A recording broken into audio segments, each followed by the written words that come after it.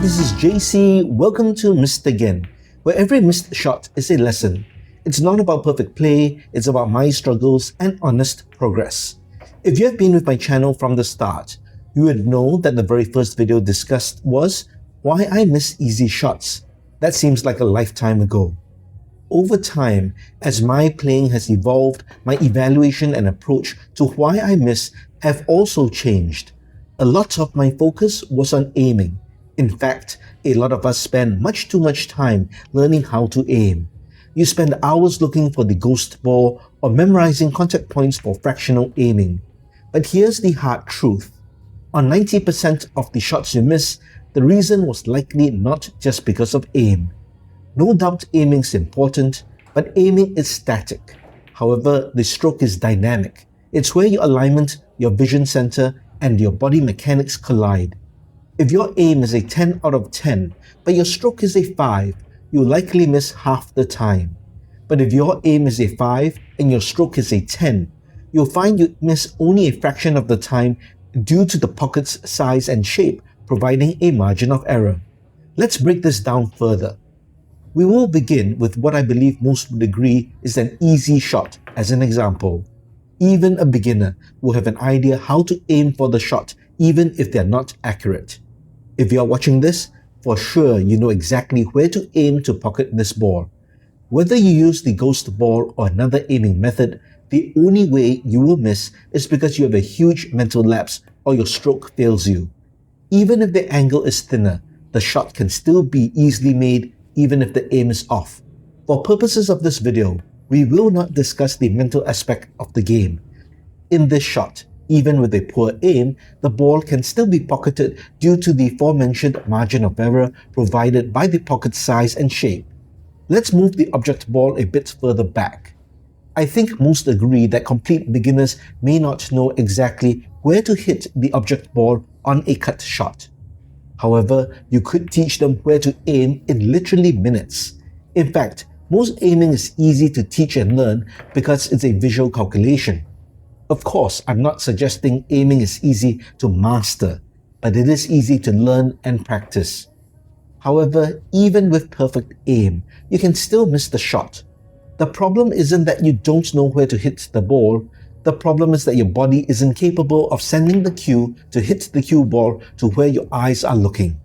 This is where an imperfect stroke can fail you. A poor stroke can make you miss a seemingly easy shot which you aim perfectly. How often have you seen this or done this? It is a straightforward shot to the pocket, but an imperfect stroke causes you to hit slightly above the center of the cue ball, creating a follow shot that results in a scratch. The stroke is even more important as you shoot from further distances. Aiming points do not change with distance, but flaws in the stroke are amplified with distance. As you can see, I am citing the correct aiming point for the object ball to go into the pocket. When I get down on the shot, I maintain my aiming point and line up perfectly for the shot. However, I deliver a flawed stroke in which the cue swoops to the left, causing me to hit the left side of the object ball and miss to the right of the pocket. If you can ensure your stroke is smooth and straight, the chances of missing are lower if you can always deliver the cue ball to your aiming point. If your stroke is consistent, the only other variable is your aim, which is easier to fix than your stroke. Of course, you can still miss, but the goal is to reduce the points of failure in your game. A stroke isn't just moving your arm, it's a complex chain of 4 critical pillars: your stance, vision center, alignment, and mechanics. I deep dived into the mechanics of the stroke in part 1 and 2 of this series, so do check it out if you missed it. For the sake of completeness, I will touch on stance, vision center, and alignment as they are closely interconnected. I will share how I line up for a shot. First, I identify the aiming point and visualize the entire shot, including seeing the object ball dropping into the pocket in my mind's eye. Next, I center my body to the contact point. Then I step back and align my back foot with the center line. Some players will step directly on the center line. My back foot, specifically the front of my shoe, is just behind the center line. If your feet are out of position, your body has to compensate mid-stroke. This is one reason why a chicken wing elbow or the sideways swoop might come in. Next, I bring the cue vertically in front of my body and lower it down the center line. I find this is a good practice as it ensures alignment even before I get down on the shot. Once I'm down, I ensure my vision is centered. For me, when my chin is directly centered above the cue shaft, my vision is centered. Yours might be different. If your vision is not centered, you might be experiencing a parallax error. You think you're aiming straight, but your brain is lying to you. Finally, I make sure my shoulder is pulled back vertically and locked into place so that it is in line with the shaft and cue ball. I feather the cue to confirm my aiming point and pause on the final address of the cue ball and pull back to take the stroke.